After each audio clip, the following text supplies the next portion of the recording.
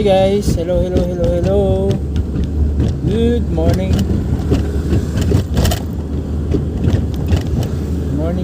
Good morning. Today is November, ano na nga ba? November 24. Tama ba? November 24. Friday. Thanks God it's Friday again. TGIF. Kumusta kayo, guys?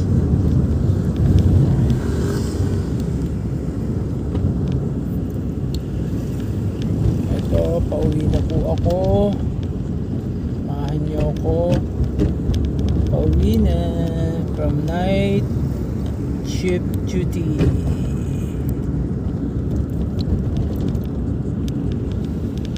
Anong gusto niyong pag-usapan natin, guys? Ano tanong niya?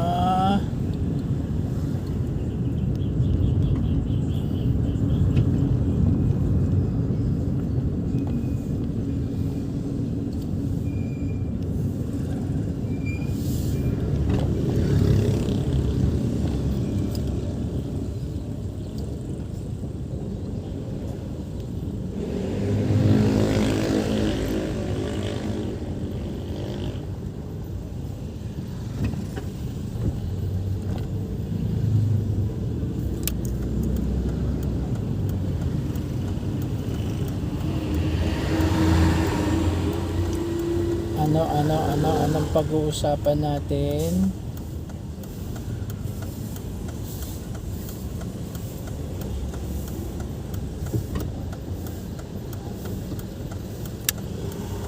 Update regarding doon sa Victory Liner shooting case.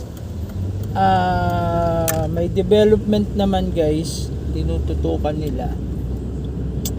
As of doon sa balita natin ay nag-cross match yung barrel o bullet na ginamit na nagamit doon sa pagpatay doon sa magka-live-in partner, doon sa isang pagpatay na naganap din sa probinsya ng Isabela. So, anong significant development doon? Yung pumatay doon sa yung isang case ng pagpatay at doon sa pumatay sa mag-live-in partner, kung iisa yung barrel, ang kanilang conclusion ay yun nga, gun for hire itong mga suspect. So, yun yung kanilang tinitrace ngayon, no? At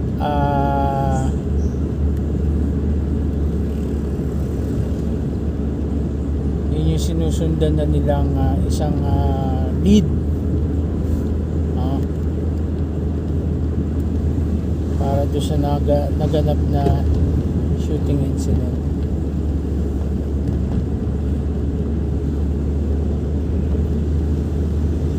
Lumalakas din yung probability noong case about doon sa away nila nung anak, dahil nga naglabas ng video yung nanay doon sa tindi ng away nila nung anak niya. The same time ay may sinasabi din yung mga kamag-anak, yung kapatid nung biktimang babae, no, regarding doon sa matinding away nila. Yung kanyang nanay, kung saan matindi palang robbery yung ginawa ng anak, no? Pero mo yung bolt nila sa loob ng bahay ay inasetilin ng anak para lang makuha yung, hindi ako nagkakamali, basta milyon yung nakuha niya dun sa bolt. So yun, tapos tinangay pa yung sasakyan.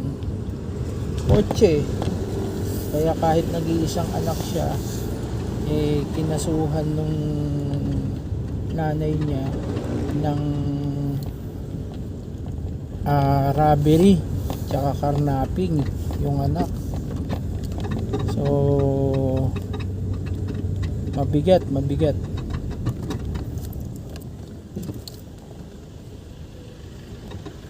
yung away nila, na kung titignan ay hindi ganun kadali para mawala siya sa picture, yung anak, sa pagkamatay ng nanay niya. Actually dalawa silang kinasuhan ng robbery, siya tsaka yung partner niya, yung babae, partner ng anak niya, kinasuhan ng nanay doon sa pagnanakaw doon sa vault sa bahay nila sa Isabela.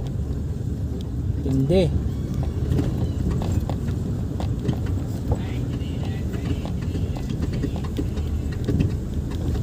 Mabigat yung bagay na yun. Hopefully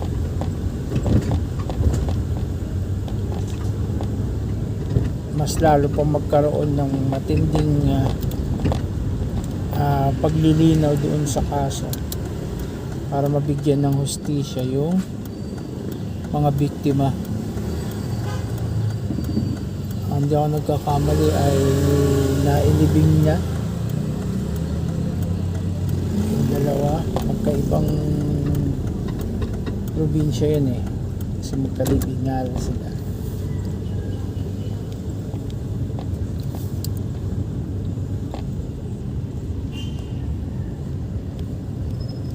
So yun guys, yun yung development doon sa part na yun ng Victory Liner shooting incident.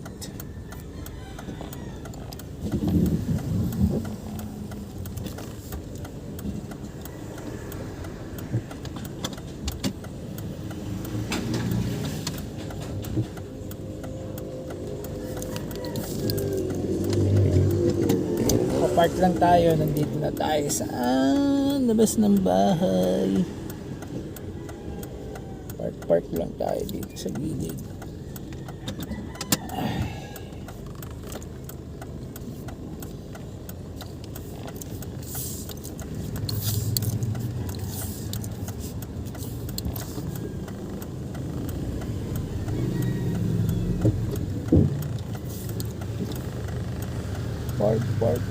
Park.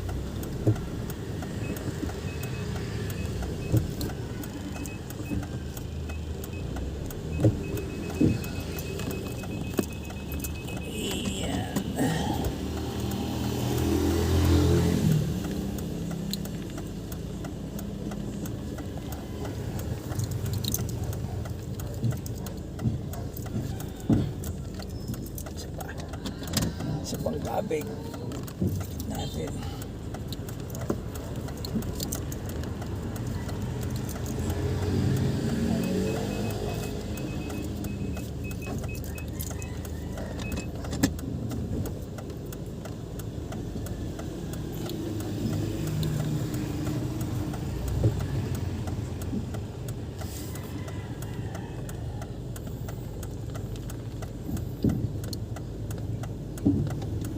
And guys, bye na muna. Bye. As always, don't forget to smash. Bye. See you next vlog. Enjoyed this video? Hit the like button and share with your friends. Also, subscribe to our channel for more videos like this. Thanks for watching.